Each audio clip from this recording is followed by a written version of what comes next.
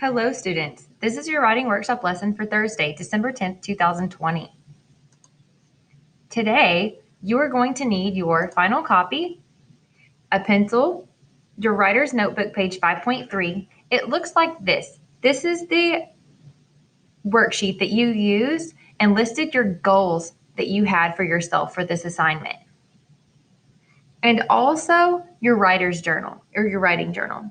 If you don't have these items, pause the lesson now to collect them, then come back and press play to continue.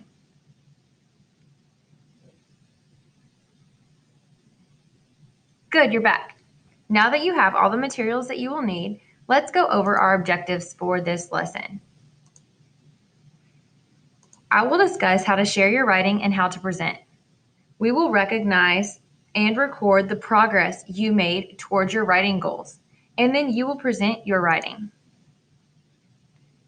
There are many different ways you could share your writing. We previously discussed several ways to publish your editorials. To keep it simple with our distance education, you will each be sharing your writing by recording a Flipgrid.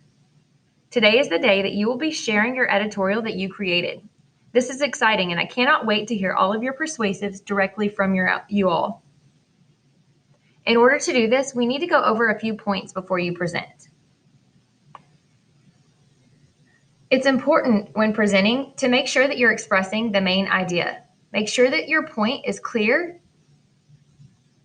and obvious to the audience. You want to look at the audience whenever you present, or in this case, look at the camera.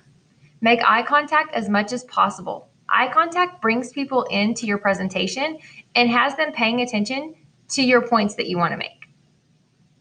Make sure that you speak loudly and clearly. If you are talking really soft like this, someone might not be able to understand what you're saying. And if you're looking at your paper the entire time, someone also may not be able to focus in on your presentation and what you are trying to accomplish or persuade them to believe. Whenever you speak clearly and loudly and enunciate, make sure people can understand you. The listener or the reader, your audience, is going to be able to understand the points that you're trying to make and also connect with you. Use natural body language. You don't want to be too stiff.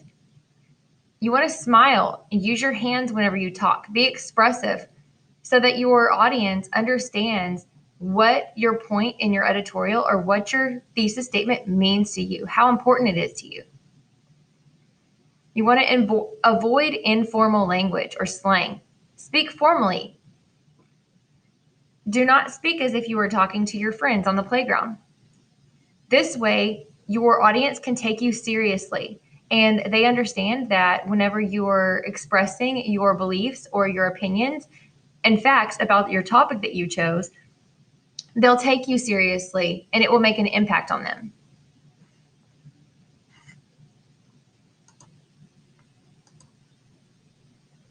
Take some time now to look over your writer's notebook, page 5.3, that looks like this. Notice the goals that you wrote for yourself. Do you feel that you've met your goals? How did you do? Do you think that you met them? What could you have done better with your next piece of writing? Take some time now to jot down some notes into your writing journal, answering the questions circled right here in green.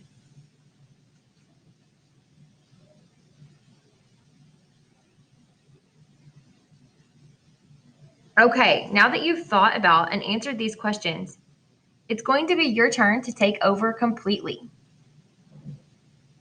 Using your notes, complete the writer's notebook, page 5.11 Google form. Then you're going to follow the link within the framework in order to present your editorial using a Flipgrid.